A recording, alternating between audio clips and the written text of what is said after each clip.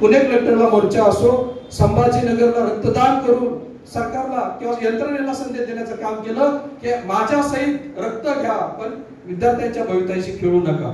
नंतर त्यांनी खूप सारे आंदोलन केले, बैठका लावल्या.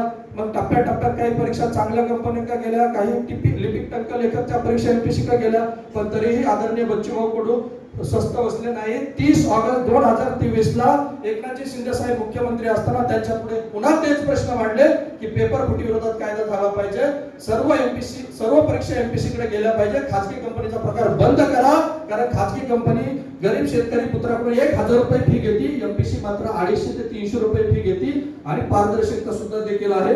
आणि तेच एकनाथजी शिंदे साहेबांनी त्या काळी बच्चू भाऊंच्या निवेदनावर समित्या नेमल्या. पेपर फुटी विरोधातल्या कायद्यासाठी किशोरराजे निंबाळकरांची समिती नेमली. त्याचबरोबर सारथी, भारती, महाज्योती या संस्थांचं एकात्मीकरण होण्यासाठी मनोज सोनिक मुख्य सचिवांच्या अध्यक्षतेखाली समिती नेमली.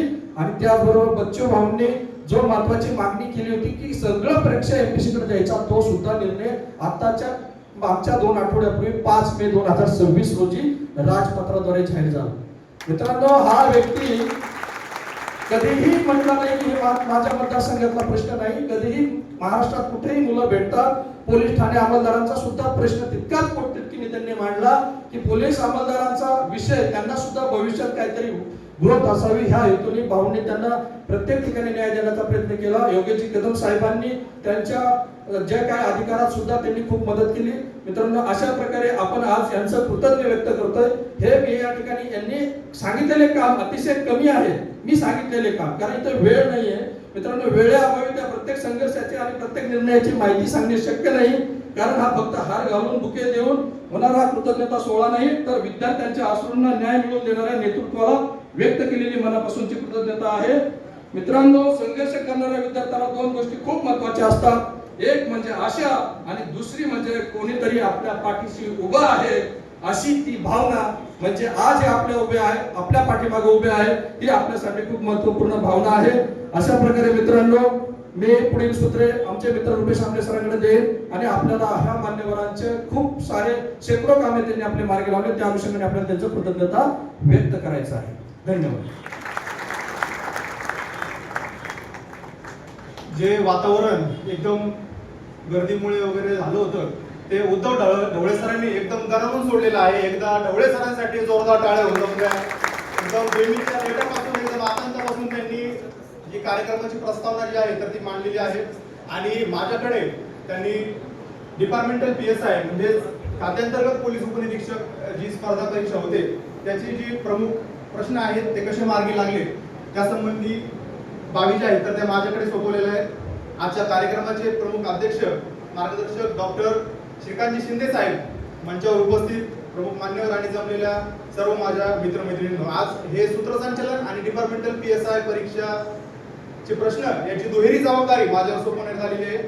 प्रथम तर मी आपल्याला सांगू इच्छितो, आपण हे जे काही विद्यार्थी असून ते आपण इथं प्रॉपर पुण्यातून आलेले आहेत, पण हे या बाजूचे जे सर्व काही दिसत आहे ते सगळे पोलीस विद्यार्थी आहेत. ते लांबून उस्मानाबाद, सातारा, सांगली, अहिल्यानगर, संभाजीनगर, पुणे, ठाणे या भागातून आलेले आहेत.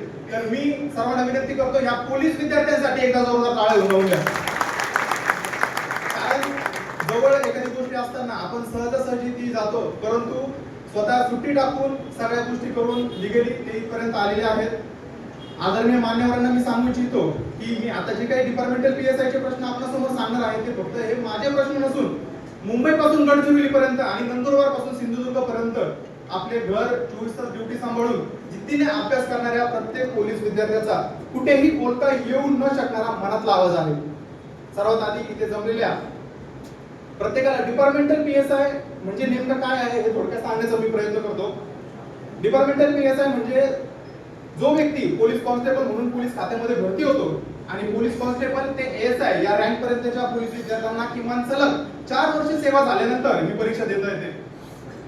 शासन जे आहे PSI पदे भरताना 50% सरळ सेवेने भरत असतं. म्हणजे आपल्या ज्या जनरली PSI पदाच्या जागा ज्या भरल्या जातात त्या 50% ने भरल्या जातात. त्याच्यानंतरच्या 25% ज्या आहेत तर त्या पदोन्नतीने म्हणजेच प्रमोशनद्वारे आणि 25% ज्या आहेत तर त्या खात्यांतर्गत म्हणजेच या डिपार्टमेंटल PSI परीक्षेद्वारे भरले जातात.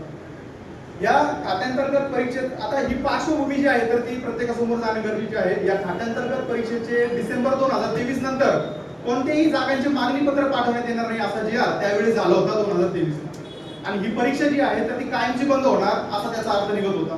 म्हणजे जी काही ही 25% पदं जी आहेत खात्यांतर्गत परीक्षेद्वारे भरली जाणारी आता प्रमोशन मध्ये वर्ग होणार होती आणि त्यानुसार शेवटची जाहिरात जी आहे 2023 मध्ये निघाली आणि आता 2 दिवसांपूर्वी त्या 2023 च्या परीक्षेचा निकाल लागलेला आहे. म्हणजे जवळपास 3 वर्षाचा कालावधी या 2023 च्या परीक्षेला झाला. आता 3 वर्षाची परीक्षा निघली नाही, परंतु त्यानंतर डिपार्टमेंटल पीएसआय परीक्षेची ही बंद झाली आणि गेल्या 3 वर्षापासून ही परीक्षा झालेली नाही.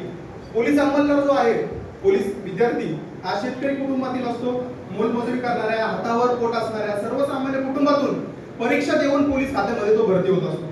त्या पोलीस खात्यात आल्यानंतर धकाधकीचं कर्तव्य, 24 तास ड्युटी, तपास, व्हीआयपी दौरे, घरातील इतर गोष्टी, आई वडिलांचा आजारपण, दवाखाने, मुलांच्या शाळांचा खर्च आणि यातून अधिकारी होण्यासाठी आपलं स्वप्न पूर्ण करण्यासाठी तो हे डायरेक्ट पीएसआय किंवा सरळ सेवेच्या इतर परीक्षा असतील तो बाहेर 24 तास अभ्यास करणाऱ्या ज्या अभ्यासिकेमध्ये विद्यार्थी असतात त्यांच्यासोबत तो स्पर्धा करणं अत्यंत कठीण होऊन जातं त्याला. आणि मग त्याला एकच मार्ग उरतो तो म्हणजे खात्यांतर्गत फौजदार परीक्षा. परंतु हीच परीक्षा बंद झाली होती आणि सामान्य शेतकरी कुटुंबातील या पोलीस विद्यार्थ्याचं अधिकारी होण्याचं स्वप्न सुद्धा त्यासोबतच बंद झालं होतं. दरम्यान ही 2023 शेवटची परीक्षा म्हणून तणावात अभ्यास करत असताना आमचे छत्रपती संभाजीनगरचे पोलीस विद्यार्थी रमेश भिसे यांचा अभ्यासिकेमध्ये अभ्यास करत असताना टेन्शनमुळे ही शेवटची परीक्षा मी होतोय की नाही, हार्ट अटॅक येऊन त्यांचं अभ्यासिकेमध्येच निधन झालं होतं. टेस्ट पेपर सोडत असताना टेस्ट पेपरला कदाचित कमी मार्क आले असतील त्यांना आणि त्या टेन्शन मध्ये मी मुख्य परीक्षा पुढे पास होईल की नाही, याच्यानंतर पुढची परीक्षा येईल की नाही, या टेन्शन मध्ये कदाचित त्यांना हार्ट अटॅक येऊन निधन झालं त्यांचं. आणि या घटनेनंतर पूर्ण महाराष्ट्रातील पोलीस विद्यार्थ्यांनी त्यांच्याबद्दल मनातील हळहळ व्यक्त केली होती. वैयक्तिक विषय सांगायचे नसतात, परंतु या स्पर्धा परीक्षेमध्ये या परीक्षेमध्ये मित्रांनो मी देखील सहभागी होतो. काही घरचे वैयक्तिक प्रॉब्लेम होते, सुट्ट्या वगैरे सगळ्या गोष्टी, अभ्यास हे काही मॅनेज होत नव्हतं. मी वैयक्तिक माझी गोष्ट सांगतो. माझी पत्नी त्यावेळेस गरोदर होती. मला माझ्या पत्नीकडे लक्ष देता आलं नाही. तिला इन्फेक्शन झालं होतं. मी म्हटलं की तू काय दवाखाना असेल कर, माझी परीक्षा आहे, मला अभ्यास करायचा आहे. माझ्या बाळाला पोटामध्ये इन्फेक्शन झालं आणि 2 महिन्यापूर्वी माझी जी मुलगी आहे 1.5 वर्षाची ती एक्सपायर झाली. सांगायचं कारण हे की ही परीक्षा देत असताना फक्त एक पोलीस विद्यार्थी संघर्ष करत नाही तर त्यासोबत त्याचं पूर्ण कुटुंब संघर्ष करत असतं. त्याच्या मागे त्याचे आई वडील, त्याची पत्नी, त्याची मुलं बाळ, त्यांच्या अपेक्षा असतात आणि त्यांची जबाबदारी पण त्यांच्यावर असते. या जबाबदारीचं आणि अपेक्षांचं ओझं खांद्यावर घेऊन कर्तव्य सांभाळून सुट्ट्या अभ्यासाचं नियोजन करता करता त्याच्या नाकी नवळीत असतात मित्रांनो. या सर्व गोष्टींच्या पार्श्वभूमीवर डिपार्टमेंटल पीएसआय परीक्षा परत चालू ठेवावी की नाही की बंद ठेवावी याबाबत निष्कर्ष काढण्यासाठी तत्कालीन जे एडीजी साहेब होते संजीव कुमार सिंगल साहेब यांच्या अध्यक्षतेखाली सुकाणू समिती नेमण्यात आली होती आणि या सुकाणू समितीने पुन्हा 50-25-25 म्हणजे ही जी 25% परीक्षा आहे पोलीस खात्यामध्ये पीएसआय मध्ये भरली जावी असं त्यांनी अहवाल दिला.